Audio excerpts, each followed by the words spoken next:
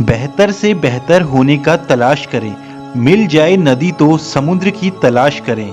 टूट जाते हैं शीशे पत्थर की चोट से, पत्थर टूट जाए ऐसे शीशे की तलाश करें। दोस्तों, अगर आप भी देश और दुनिया से जुड़ी खबरों को जानने की इच्छा रखते हैं तो आपने खान सर के बारे में जरूर सुना होगा। इनका YouTube पर खान जीएस रिसर्च सेंटर नाम से एक चैनल है।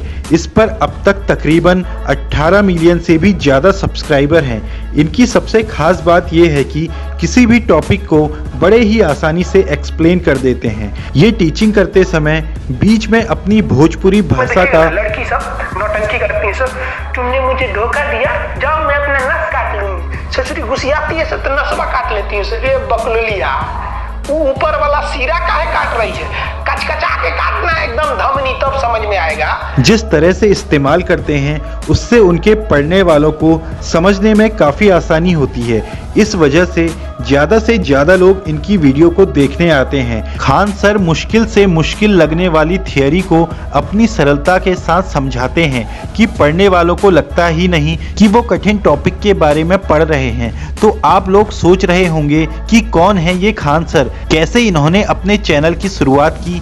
तो इस वीडियो में हम जानेंगे खान सर की ज़िंदगी के बारे में। खान सर का जन्म उत्तर प्रदेश के गोरखपुर ज़िले में हुआ था। ये बाकी आम लोगों की तरह ही मिडिल क्लास फैमिली से हैं। इनका परिवार आर्थिक मामलों में ज़्यादा मजबूत नहीं था, इसीलिए इनको अपने मुकाम को हासिल करने में काफ़ी दिक्कतों का सामना करना पड़ा था। शुरू में गरीबी के कारण इनके अंदर मेहनत करने का हौसला था। आपको जानकर हैरानी होगी कि इन्होंने अपनी शुरुआती पढ़ाई बड़े स्कूल या कोचिंग सेंटर से नहीं की थी, बल्कि अपने ही गांव के पास के एक सरकारी स्कूल से की थी। स्कूल के शुरुआती सालों में खान सर ज़्यादा पढ़ाई में ध्यान नहीं देते थे और इस बारे में उन्होंने अपने इंटरव्यू में कहा था कि वो एक बहुत एवरेज स्टूडेंट थे। उनका कभी भी पढ़ाई में ज़्यादा ध्यान नहीं रहता था।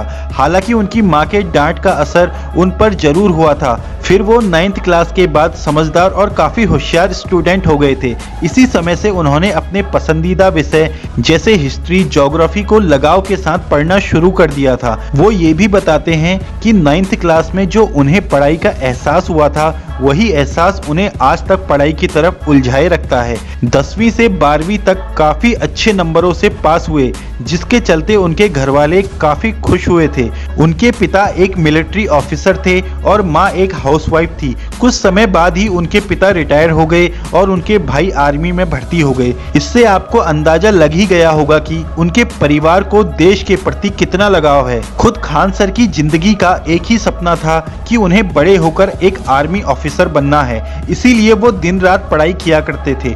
खास बात यह है कि जितने भी वो सब्जेक्ट पढ़ते थे वो उन्हें काफ़ी इंटरेस्टिंग लगते थे और इसी वजह से उन्हें कोई भी दिक्कतें नहीं आती थी। इतनी पढ़ाई करने के बाद जब उन्होंने फाइनली एनडीए का एग्ज़ाम दिया तो वो काफ़ी अच्छे मार्क्स के साथ पास हुए, लेकिन दुर्भाग्यवश उनका सिलेक्शन नहीं हुआ और इसके पीछे वजह थी उनकी फिटनेस राउंड। इसमें उनको बाहर कर दिया गया। ये बात जब खान सर को पता चली तो वो काफ़ी दुखी हुए। उन्होंने खुद को कोसना शुरू कर दिया क्योंकि उनके हाथों में जो दिक्कत थी वो इसको ठीक भी नहीं कर सकते थे। इस कंडीशन में कोई इलाज ना होने से वो और दुखी हुए। फिर उनके माता पिता ने उनको हौसला बढ़ाते हुए कहा कि तुम इंडियन आर्मी में सेलेक्ट नहीं हुए तो क्या हुआ, तुम अभी भी देश की सेवा अच्छे तरीके से कर सकते हो। ये सब बात समझाने के बाद खान सर काफ़ी मोटिवेट हुए और उन्होंने वापसी करने का पूरा फैसला कर लिया।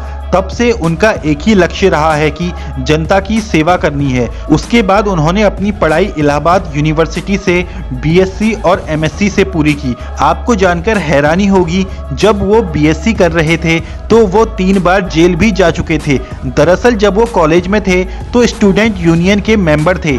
स्टूडेंट के हित में लड़ते हुए उन्हें जेल की हवा खानी पड़ी थी। जिंदगी की कठिनाइयों से रूबरू हुए तो एहसास हुआ कि किस किस तरह हमारा समाज राजनीति के कारण बद से बदतर होता जा रहा है और गरीब बच्चे ढंग से शिक्षा प्राप्त नहीं कर पा रहे थे और यहाँ तक कि कई बच्चे तो बाल मजदूरी करके अपना घर को चला रहे हैं। ये सब उन्हें हजम नहीं हुआ और उन्होंने जॉब करने के बजाय वो गरीब बच्चों को शिक्षा देने पर ध्यान दिया।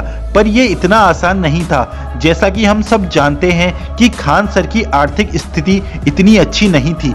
उन्होंने अपने बचाए हुए पैसे से और अलग जगहों से पैसा इकट्ठा किया और पटना में अपना कोचिंग सेंटर खोल दिया, जहां पर बच्चों को पढ़ाने लगे। शुरुआत में तो इनके कोचिंग सेंटर में बहुत कम बच्चे पढ़ने आते थे। उस समय खान सर की कम्युनिकेशन और टीचिंग स्किल्स काफ़ी अच्छी थी और इसी से उन्होंने अपने बच्चों को पढ़ाने का नया तरीका खोजा। वो अपनी हिंदी या इंग्लिश के बजाय प्योर भोजपुरी भाषा में सिखाने लगे, जिससे बच्चे पढ़ाई में पूरी तरह से ध्यान दे सकें और उन्हें अच्छे से मैटर भी समझ में आ जाए। खान सर की टीचिंग का ये तरीका धीरे धीरे रंग लाने लगा था और बच्चे उन्हें काफ़ी पसंद करने लगे थे। इसी कारण समय के साथ साथ उनकी कोचिंग सेंटर में बच्चों की संख्या भी बढ़ने लगी थी। फिर एक समय ऐसा आया कि कोचिंग सेंटर में बैठने के लिए जगह तक कम पड़ने लगी थी। उसके बाद खान सर ने एक बड़ा सा हॉल खरीदा जिसमें 2000 बच्चे बैठ सकते थे। धीरे धीरे उनकी इनकम भी काफ़ी अच्छी होती जा रही थी। साथ में खान सर का आत्मविश्वास भी बढ़ता चला जा रहा था। फिर जब ये हॉल भी बच्चों के लिए कम पड़ने लगा था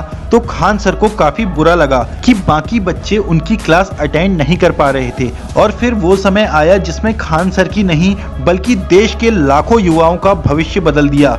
खान सर ने सोचा कि ऑफलाइन सिखाने के बजाय वो ऑनलाइन पढ़ाकर बच्चों तक अपनी नॉलेज को पहुंचा सकते हैं। उन्होंने अपनी ऑनलाइन क्लास अपने YouTube channel Khan GS research centre पर शुरू कर दिया। हालांकि शुरुआत में YouTube पर लोग अनदेखा कर रहे थे, लेकिन जो भी उनके पढ़ाने का तरीका देख लेता था वो उनका फैन हो जाता था। धीरे धीरे इनका नाम बिहार के अलावा पूरे देश में फैलने लगा। समय के साथ साथ खान सर ने अपने सिखाने के तरीके को बढ़ाया और देखते ही देखते उनके YouTube चैनल पर मिलियन सब्सक्राइबर पूरे हुए। हर स्टूडेंट के जुबान पर एक ही नाम था, खान सर। आज के समय में उनके चैनल पर 18 मिलियन से भी ज़्यादा सब्सक्राइबर हैं और इनके हर वीडियो पर मिलियंस में व्यूज़ आ रहे हैं। इसी के साथ में ये YouTube के जाने माने सितारे में से एक बन गए हैं। तो दोस्तों, आपको आज का ये वीडियो कैसा लगा हमें कमेंट करके ज़रूर बताएं। अगर आपको वीडियो पसंद आई हो तो वीडियो को लाइक करें, शेयर करें और अगर आप चैनल पर नए हैं तो चैनल को सब्सक्राइब करना बिल्कुल ना भूलें।